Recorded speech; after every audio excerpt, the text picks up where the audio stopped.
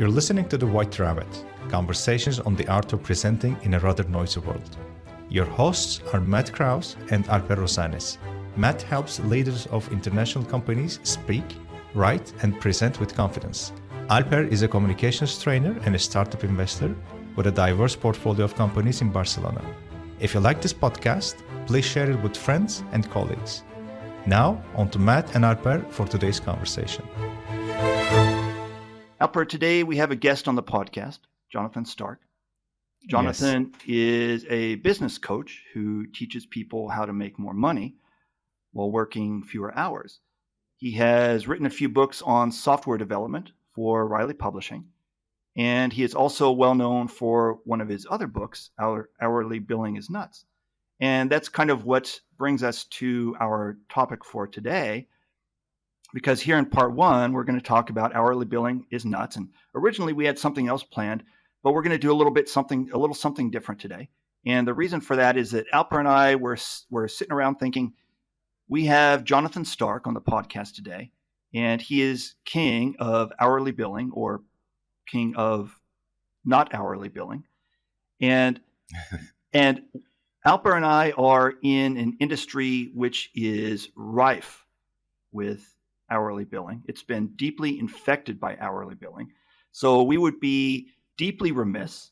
In fact, it would be blatant malpractice if we did not take this advantage to talk about hourly billing and how it's nuts. So before we get into that, Jonathan, just say to our audience, if members of our audience want to get in touch with you, how can they do it? Oh, sure. I would just go to my website, jonathanstark.com, and sign up for my mailing list. And you can reply to any email, and I get all the messages. It's sent right from my personal email, and start a conversation there. And if you can't spell my name, just Google the Ditching Hourly Guy, and it'll come up. Excellent. All right. And so let's start out with some questions from Alper, because if I understand correctly, Alper, you've got some questions to get the ball rolling on hourly billing and how it's nuts. Is that correct? Yeah. Okay. So go for it. The question that is burning on my mind for all these years that I have been following you, Jonathan, is how did you get into the idea of going against the hourly billing? Like what was brewing at the time? I was working at a firm, a software development firm. We specialized in FileMaker Pro, and I got promoted to VP. And so I was reporting directly to the owner. And when that happened, I took over one-on-ones and some sales, a lot of sales, writing estimates for proposals. And we billed hourly. It was a blended rate, $150 an hour. Didn't matter who was working on your project. And my whole life was like hours. I was like trying to get the developers to log their hours. I was trying to get them to turn them in on time. I was trying to get the hours onto invoices. I was sending the invoices to people. I was getting the complaints from people like, how come it took so long this week to do the database backup? It only took 1 hour less. Just hours all the time. Mm-hmm. So that was my life. And that's most people's lives, especially in an agency model. Even if you're a freelancer or a consultant billing hourly, that's kind of your life. And you probably didn't even consider any other way to charge for your work. It was just like, how much should my hourly rate be? That's usually the question people ask when they're getting started. Mm-hmm. So what happened was, when I started doing one-on-ones for people, I also became privy to their salaries. And it became clear to me that our best developer, who made twice as much as our most junior developer, was probably losing us money, or we're barely breaking even on, because he finished things quickly and well. He was really fast, really good. So he burned through jobs very quickly, and it was almost a chore to keep enough work on his plate so that he wasn't idle. And then our most junior developer made half, salary-wise, made half of what our best developer made, and he was really slow and needed to do things a few times. But clients never got mad because he had a great bedside manner. Mm-hmm. And I was like, wait a second, I couldn't.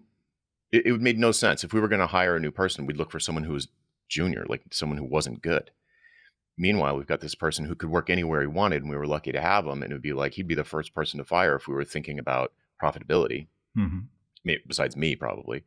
And I was like, this isn't right. And I just was trying to do all these mental gymnastics for a long time. I was just, our best developer. He can train the other developers. So it's not billable, but he's making everyone better at their job. And then I was like, well, wait a second. Then they're just going to be faster and make less money and want to be paid higher salary because now they're better. And I was like, this doesn't make any sense. And I thought about it for a long time, like weeks before it dawned on me to even question the business model of hourly billing.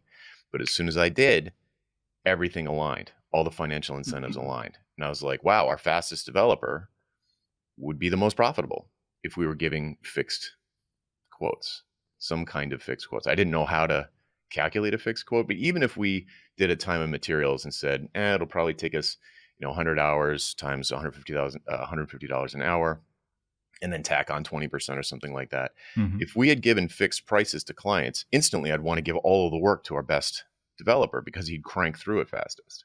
And then we'd be done sooner, and then that would increase our profits. So that was the eureka moment for me. It was when I realized that we were probably losing money on our best developer. Yeah. Well, my eureka moment with your content was from one of your earlier episodes where you mentioned that the hourly billing is actually, I believe the word you used was corrosive to the relationship between the client and the service provider. It was very marginal and interesting at the time to hear that. And it has made a paradigm shift in my life in the way I conduct my business. But for our audience members, could you dig into just a little bit into that? What do you mean by being corrosive? Well, if you are billing a client hourly for a project, it's in your financial interest to take as long as possible. And it's in the client's financial interest for you to be done as quickly as possible. And hourly billers, and I know hundreds or thousands of them, I used to be one, will all say, no, I'm very efficient. I work as fast as I possibly can. It wouldn't be fair to go slow. But what happens is when you switch over, it's insidious. The thing with hourly billing is it's insidious. It infects your thinking.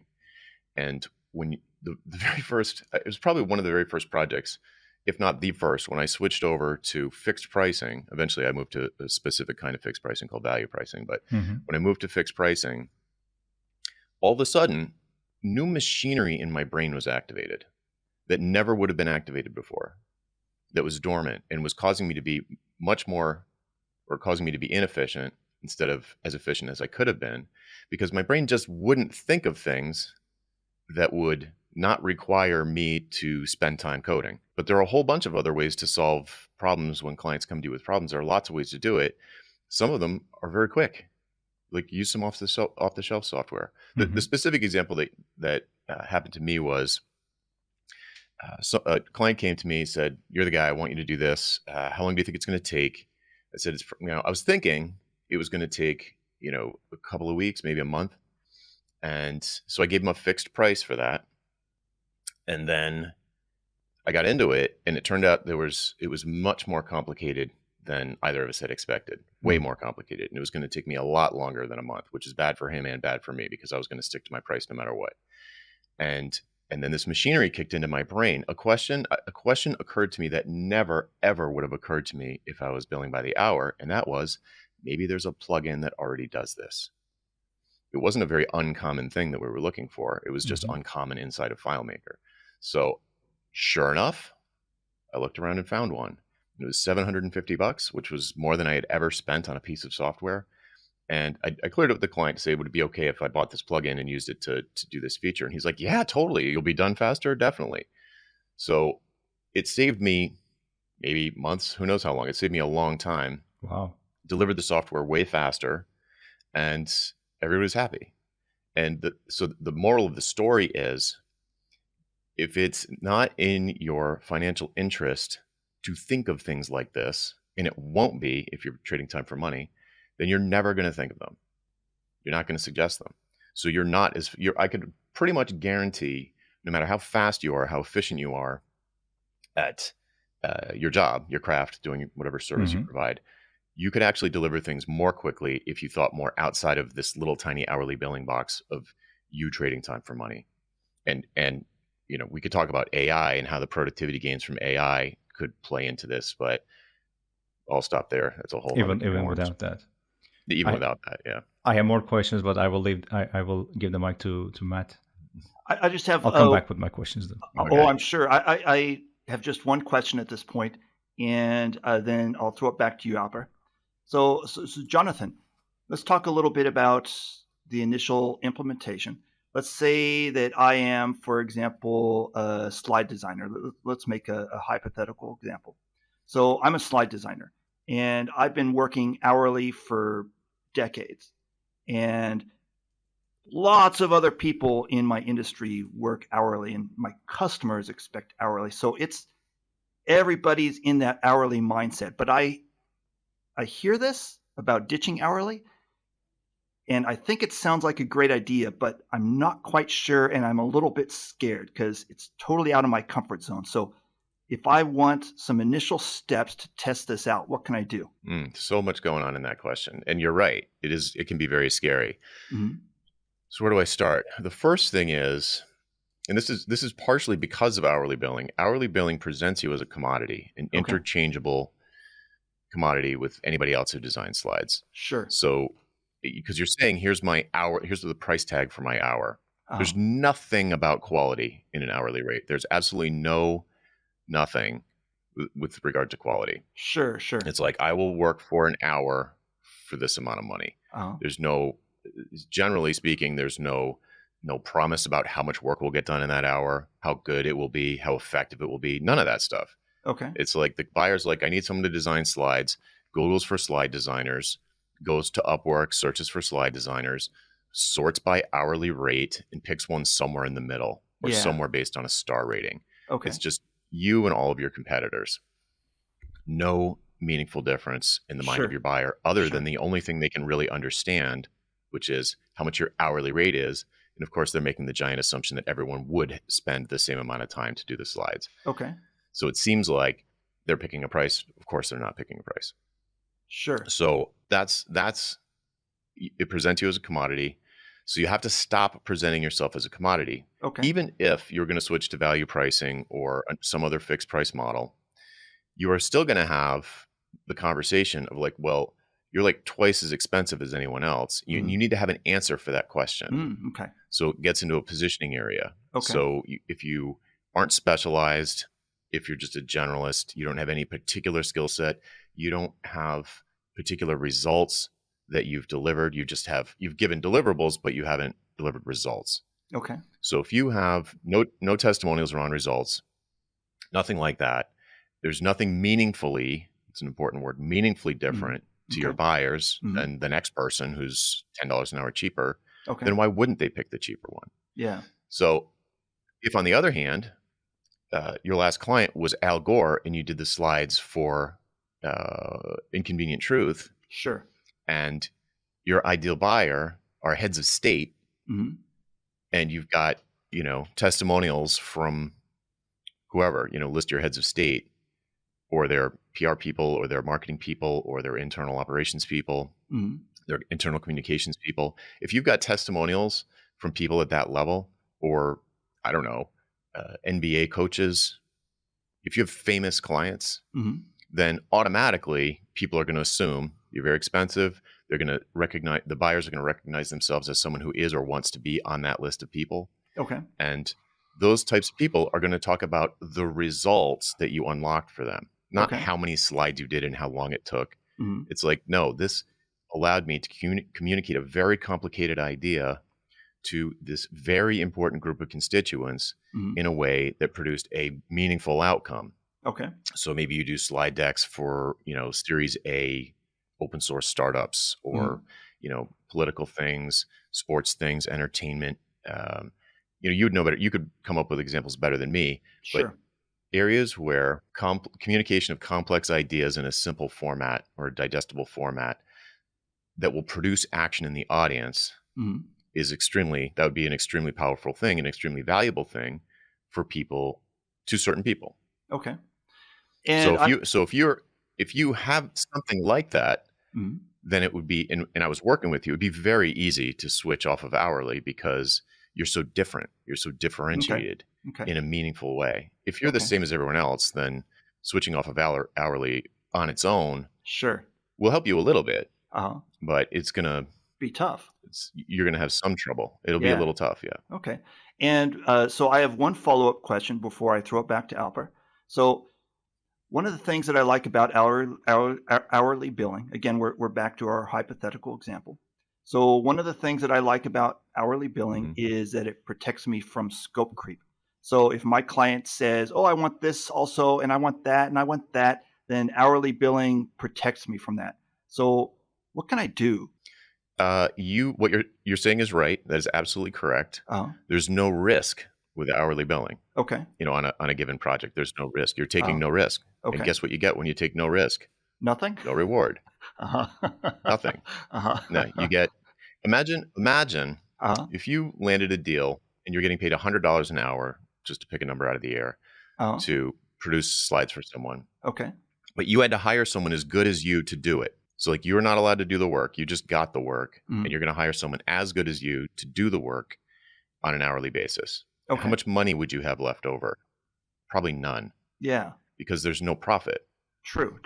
So your income as an employee is not business income. That's your salary. You can think of it as your salary. Sure. The business isn't making any profit because the business isn't taking any risk. Okay. True. So if you do give a fixed price, you are taking a risk. You're making yourself vulnerable to scope creep.